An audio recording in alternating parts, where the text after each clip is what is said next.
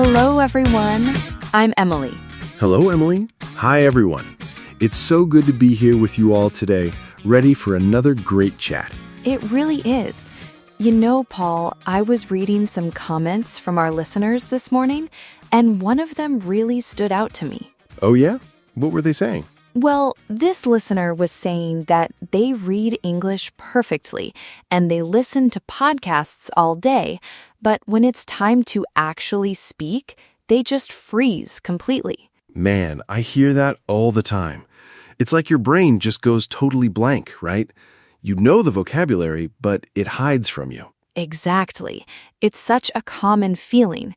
You have the words inside your head, but they refuse to come out of your mouth. It's incredibly frustrating. You end up translating everything in your head very slowly, word by word.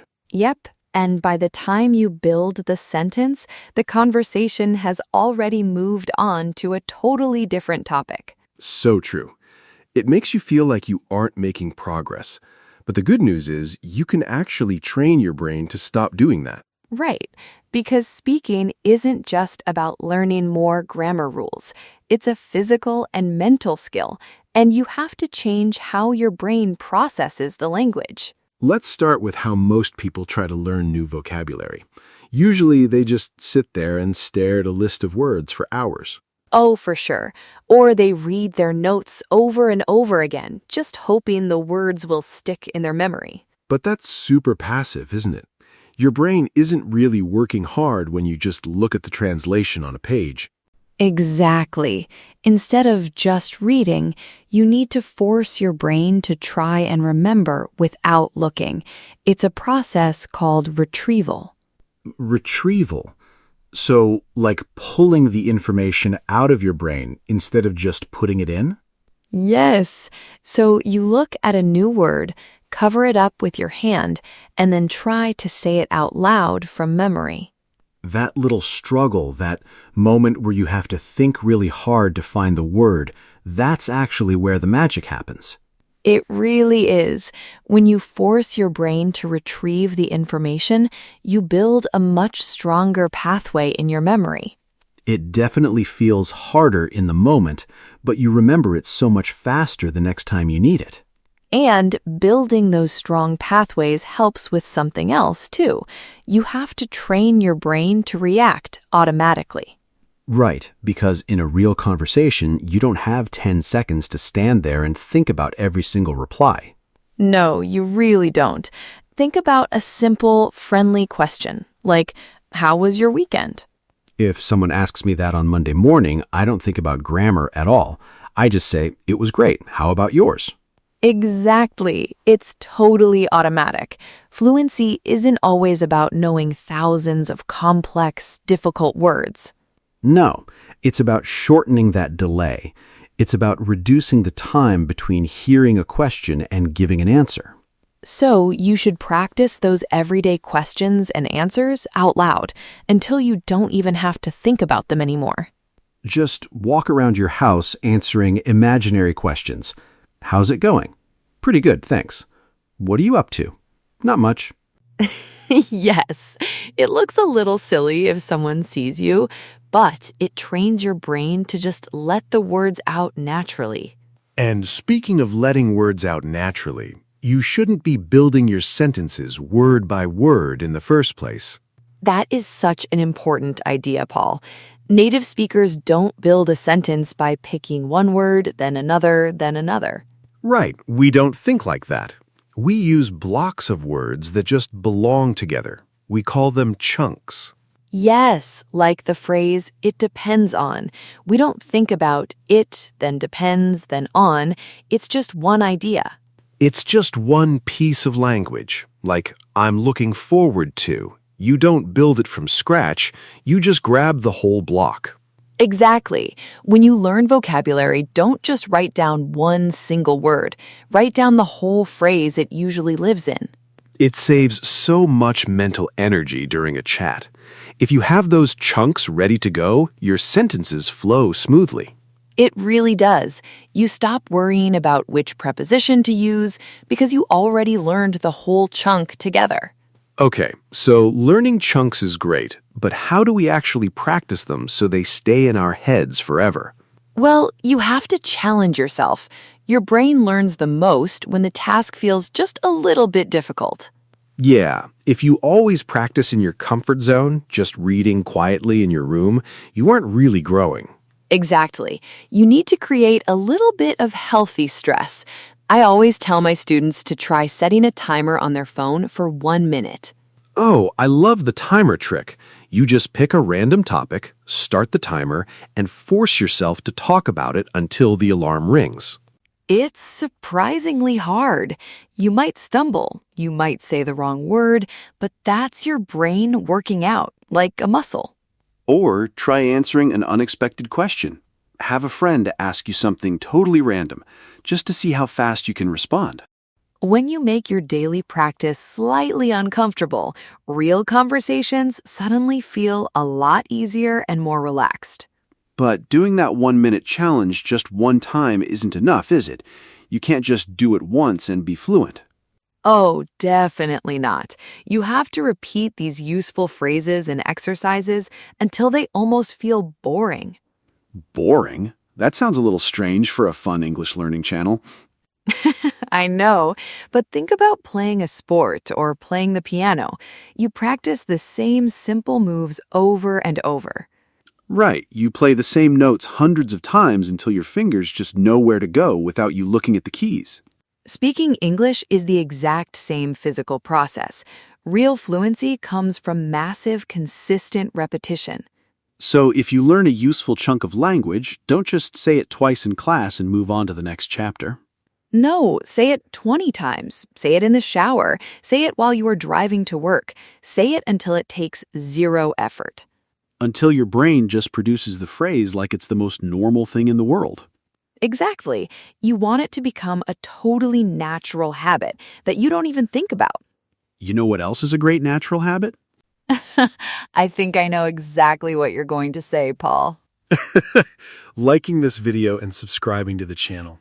If you're finding these ideas helpful today, make sure to hit that subscribe button. Yeah, and please share this episode with a friend who is learning English too. It really helps us grow the community. And we'd love to hear from you guys. Leave a comment below and tell us which of these speaking struggles hits closest to home for you. Do you freeze up when answering questions, or do you translate word by word? Let us know down in the comments. So, getting back to our chat, repetition is awesome, but real life isn't always as quiet and comfortable as your living room. Definitely not. Real life has noise, people interrupting you, and a lot of social pressure. Yes. Think about standing at a busy coffee shop. The music is loud, there's a huge line behind you, and the barista asks you a question really fast. That situation is stressful. If you've only practiced in a silent bedroom, you might panic in that coffee shop. Exactly. That's why you need to simulate real-life pressure when you practice speaking at home. How do you like to do that? Do you just turn on the television really loud while you study? Well, maybe. But actually, playing a YouTube video of coffee shop background noise while you practice is a great trick. Oh, that's actually a fantastic idea. It forces you to focus your mind and block out the distractions. Right. Or give yourself only 3 seconds to answer a practice question. Train your brain to handle a little bit of a rush. And when you're under that kind of pressure, you don't need to try and use big, fancy, complicated words. No, you really don't. You just need the basic words that people use every single day in normal life. This is so important. A lot of learners spend weeks memorizing complex academic vocabulary that native speakers almost never use. It's true. You don't need to know the scientific word for weather when you just want to say it's raining outside. Exactly. Focus on high-frequency language, the simple verbs, the common expressions, the things we say daily. If you master those basic everyday words first, you can navigate almost any normal conversation comfortably. Yeah, because those common words make up like 90% of a regular daily conversation anyway. So don't worry about trying to sound like a university professor. Just aim to sound like a normal, friendly person ordering lunch. You know, if you focus heavily on that common language, it actually helps you listen a lot better too. Oh, absolutely. Because when you know how people usually talk, you start to predict what they are going to say next. Right. Like if a waiter walks up to your table with a little notepad, you already know what he's probably going to ask. Exactly. He's going to say, "Are you ready to order?" or something very similar to that. You don't have to listen perfectly to every single sound he makes because your brain already anticipates the phrase. Yes, predicting is a huge secret to fluency. Good listeners are always guessing what's coming next based on the situation. It takes the pressure off. You aren't trying to decode a mystery, you're just confirming what you expected to hear. And the more you practice common chunks of language, the better you get at predicting them in the real world. Another great way to learn those common patterns is by copying how native speakers actually sound when they talk. Yes, the rhythm of spoken English is so unique. It's not just about pronouncing the vowels and consonants correctly. Right. English is a language of strong beats and weak beats. Some words are loud and clear, and some almost disappear. That's why shadowing is such a powerful training tool. When you listen to a native speaker and repeat exactly what they say. But you have to copy the music of their voice, not just read the individual words like a robot. Exactly.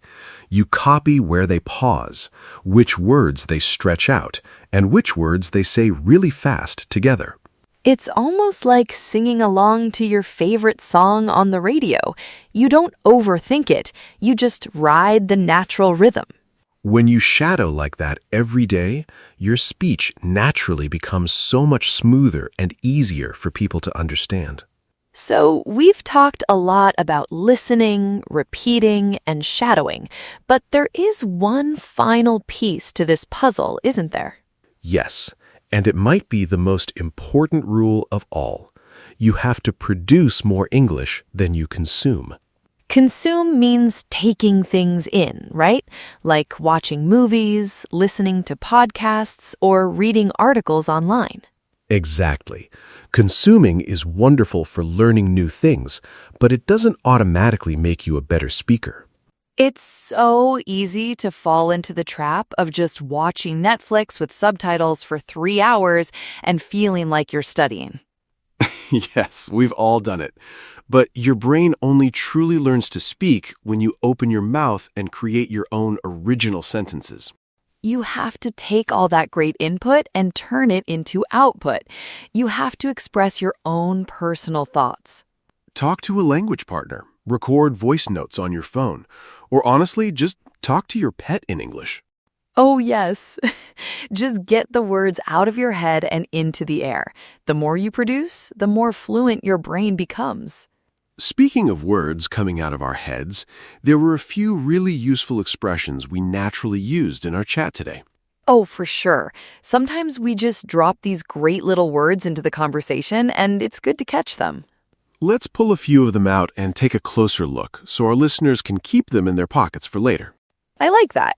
So earlier you used the word anticipate. I think you were talking about guessing what a waiter will say. Right, anticipate. It just means to expect something to happen, or to guess what is coming next in a situation. Exactly. So in real life, I might say, we didn't anticipate such terrible traffic on the way to the airport. That's a perfect example. Another really good one we used was simulate. We talked about simulating real-life pressure. Simulate. That means to pretend or to create a safe situation that feels a lot like the real thing, right? Yep, like airplane pilots. They use computers to simulate flying a plane before they actually fly a real one in the sky. Oh, that's a great way to remember it. I've got another one. We said people sometimes fall into the trap of just watching movies. Yes, to fall into a trap. That means doing something that seems like a good idea at first, but it actually holds you back or causes a problem. Right. Like, I always fall into the trap of buying too many snacks when I go to the supermarket hungry. Oh, I definitely fall into that trap too. Every single time. Let's look at one more. Blank. Like when your mind goes blank. Ah, yes. When your mind goes blank, it means you suddenly forget absolutely everything you wanted to say. It's completely empty. It happens to all of us. I stood up to give my big presentation and my mind just went totally blank. It really is the worst feeling. But having these common words ready to go definitely helps prevent that from happening. You know, it's funny.